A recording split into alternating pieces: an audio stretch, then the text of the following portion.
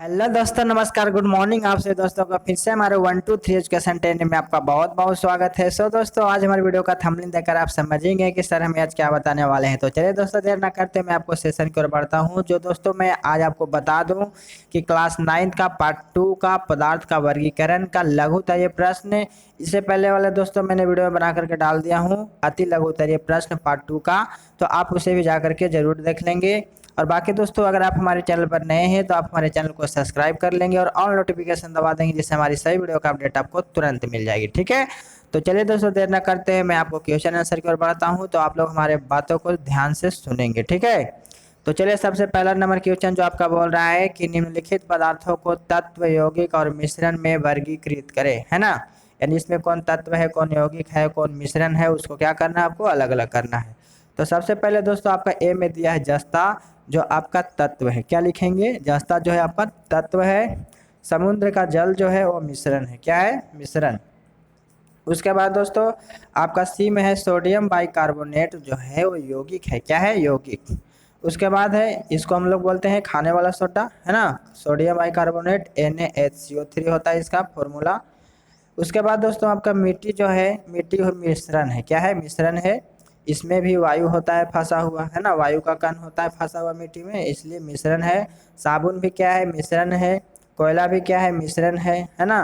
कागज भी क्या है, मिश्रण है। और एल्कोहल भी क्या है, मिश्रण है। ये सभी में इस सभी में क्या होते हैं, मिले हुए रहते हैं। एक से अधिक पदार्थ क्या होते हैं, मिले हुए। ग्रेफाइड एक क्या है, तत्व है। ठीक है, ये अकेला है।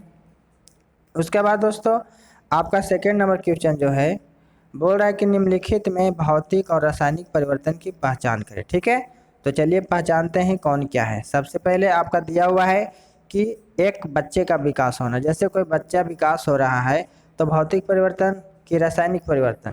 तो बताइए कि यहाँ पर एक बच्चा जो है विकास हुआ, छोटा से बड़ा हो गया, तो क्या वह बड़ा से छोटा हो सकता है, नहीं।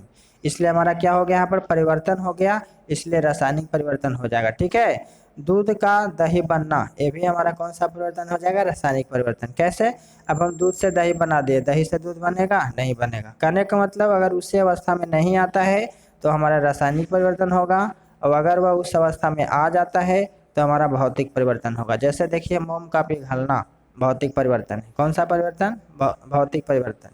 उसके बाद लकड़ी का जलना, जैसे लकड़ी जल करके वो दूसरे पदार्थ में परिवर्तित हो गया, राख बन गया, है ना। तो उस तरीका से हमारा क्या हो जाएगा, रासायनिक परिवर्तन हो जाएगा। ठीक है, उसके बाद दोस्तों आपका तीसरा नंबर जो क्वेश्चन है बोल रहा है कि तत्व और यौगिक में अंतर बताएं। ठीक है, तो चलिए यहाँ पर आपको दिखा दे रहे हैं पहले। और सबसे पहला नंबर जो है, तत्व वह पदार्थ है जिसे दो या अधिक विभिन्न पदार्थों में विभाजित नहीं किया जा सकता है, वो हमारा तत्व कहलाता है। ठीक है, उसके बाद है दोस्तों आपका यौगिक। यौगिक को रासायनिक विधि द्वारा दो या अधिक विभिन्न गुणों वाले पदार्थों में विभक्त किया जा सकता है, वो हमारा क्या होगा, यौगिक। उसके बाद आप सेकंड नंबर में लिखेंगे कि तत्व जो है एक ही प्रकार के परमाणु का बना होता है। ठीक है, उसके बाद यौगिक जो है विभिन्न प्रकार के परमाणु का बना होता है। ठीक है जी। उसके बाद तीसरा नंबर में लिखेंगे कि तत्व जो है सिर्फ एक ही पदार्थ का बना होता है ना। जैसे हमने बताया था ऊपर में, जस्ता हो गया, है ना।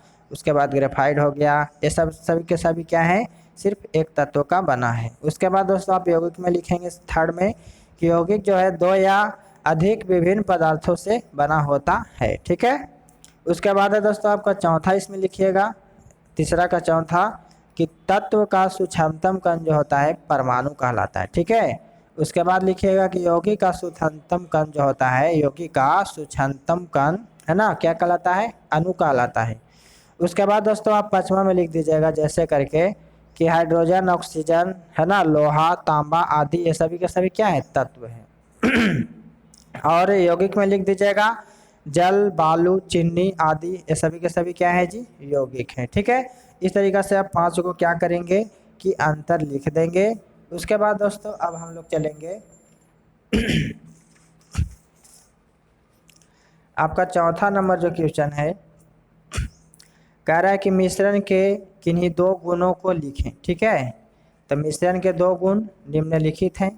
सबसे पहले लिख दीजिए कि मिश्रण समांग या विसमांग हो सकता है। ठीक है, उसके बाद दूसरा में लिख दीजिएगा कि मिश्रण के बनने में प्रायः ऊर्जा का न तो उत्सर्जन होता है और न ही अवशोषण होता है। ठीक है, बाकी दोस्तों एक गुण हम अपने से लिख दिए हैं कि मिश्रण का संघटन निश्चित नहीं होता है। ठीक है, इस तरीक़ा से क्या करेंगे आप तीसरा भी लिख सकते हैं, नहीं तो दो को कोई लिखिए, कोई दिक्कत नहीं है। उसके बाद दोस्तों बोला गया आपका पाँचवा में कि विलेय और विलायक में क्या अंतर है, स्पष्ट करें। ठीक है, तो चलिए, जो पदार्थ में घुलकर विलयन बनाता है वह विलेय कहलाता है। क्या कहलाएगा, विलेय कहलाएगा। जबकि विलायक में किसी पदार्थ को घुलाया जाता है तो उस द्रव का विलायक कहलाता है। ठीक है, इस तरीक़ा से आप इसका क्या लिखेंगे, आंसर लिखेंगे। अब दोस्तों आपका छठा नंबर जो क्वेश्चन है, आप कैसे समझेंगे कि ऑक्सीजन एक तत्व है। ठीक है, तो चलिए हम जानते हैं कि जब शुद्ध ऑक्सीजन की अभिक्रिया शुद्ध हाइड्रोजन के साथ कराई जाती है तो सिर्फ जल बनता है। क्या बनता है जी, सिर्फ जल बनता है। इन्हीं कारण से ऑक्सीजन को एक तत्व माना जाता है। ठीक है, उसके बाद दोस्तों आपका सातवां नंबर जो क्वेश्चन है, बोल रहा है कि किन्हीं 4 उपयोगी मिश्रणों का उल्लेख करें। तो चलिए यहाँ पर लिख दीजिए कि किन्हीं 4 उपयोगी मिश्रणों का उल्लेख निम्न है। पहला हो गया दूध, स्याही, वायु, मृदु पेय, है ना। आप इसके बारे में थोड़ा थोड़ा क्या करेंगे, किताब से लिख लेंगे। बाकी दोस्तों मैंने यहाँ पर सिर्फ 4 ही पॉइंट बताया है, किताब में आपको लाइनें से मिल जाएगा, आप उसमें से थोड़ा थोड़ा इस सभी के बारे में आप लिख सकते हैं। ठीक है, उसके बाद दोस्तों आपका 8वां नंबर जो क्वेश्चन है, बोल रहा है कि जलीय विलयन और अजलीय विलयन से आप क्या समझते हैं। ठीक है, तो आप लिखिए कि किसी पदार्थ को जल में घुलाकर जो विलयन बनता है उसे जलीय विलयन कहते हैं।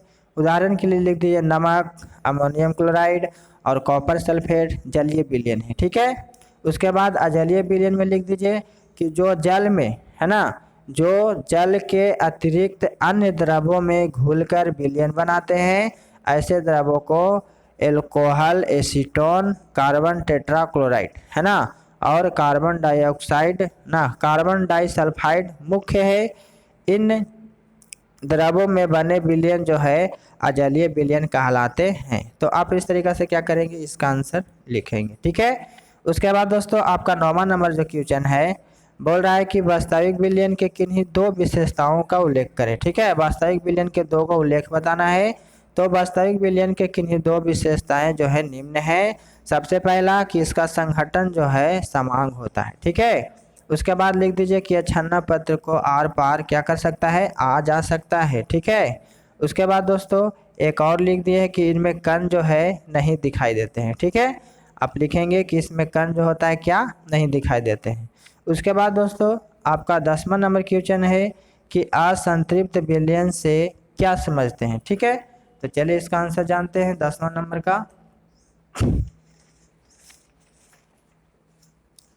10वां नंबर क्वेश्चन का दोस्तों आंसर आपको लिखना है कि असंतृप्त विलयन, है ना, किसी निश्चित ताप पर बना वह विलयन जिसमें विलेय की और अधिक मात्रा उस ताप पर घुलाई जा सकती है, असंतृप्त विलयन कहलाता है। ठीक है, आप इस तरीक़ा से लिखेंगे।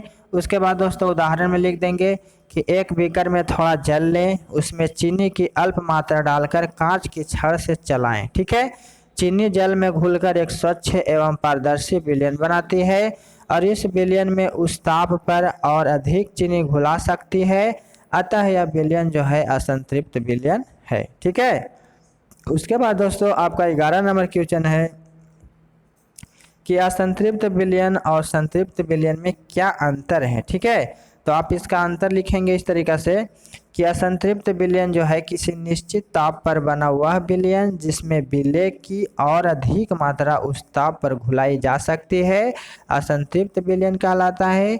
और संतृप्त विलयन में क्या होता है कि किसी निश्चित ताप पर बना वह विलयन जिसमें विलेय की अधिकतम मात्रा घुली हो, संतृप्त विलयन कहलाता है। ठीक है, इस तरीक़ा से आप इसका आंसर लिखेंगे।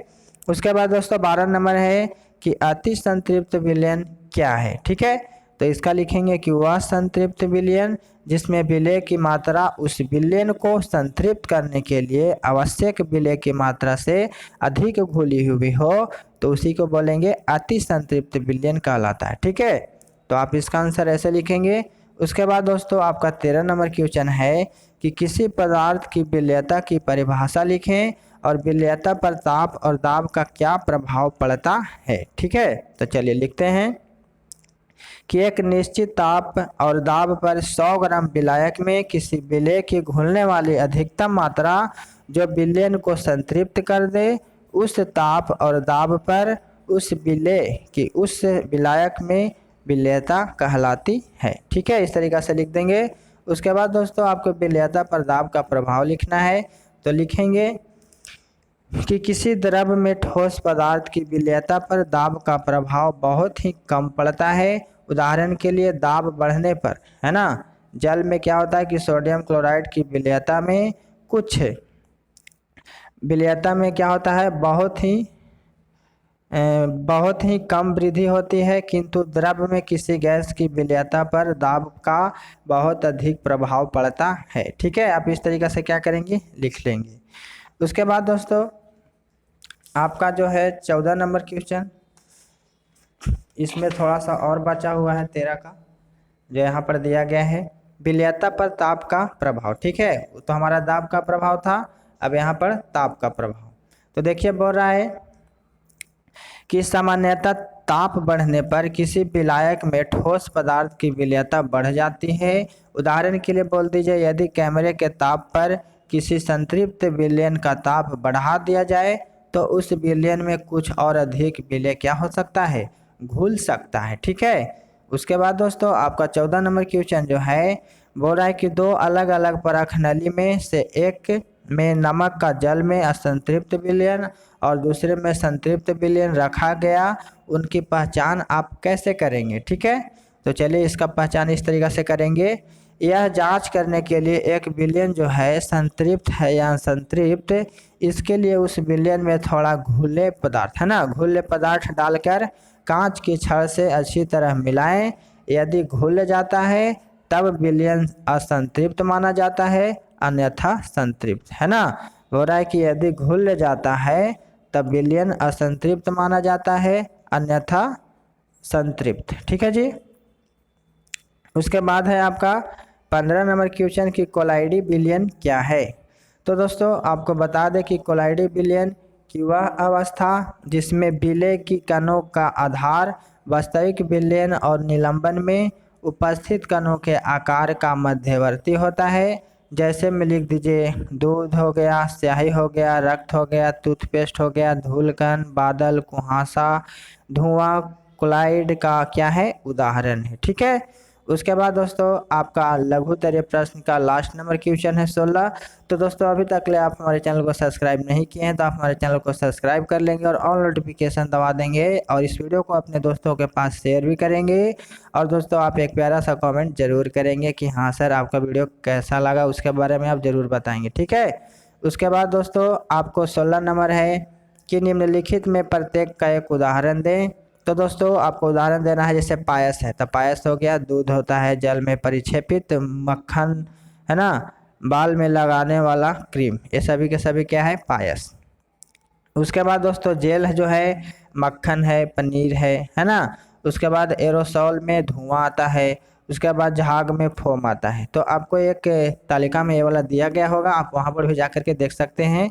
उसके बाद दोस्तों आपका जो है लघु उत्तरीय प्रश्न यहाँ पर ख़त्म होता है पार्ट 2 का। तो बाकी के लिए दोस्तों अब हम अगले वीडियो में मिलेंगे, जब तक के लिए best of luck. So thank you, all the best.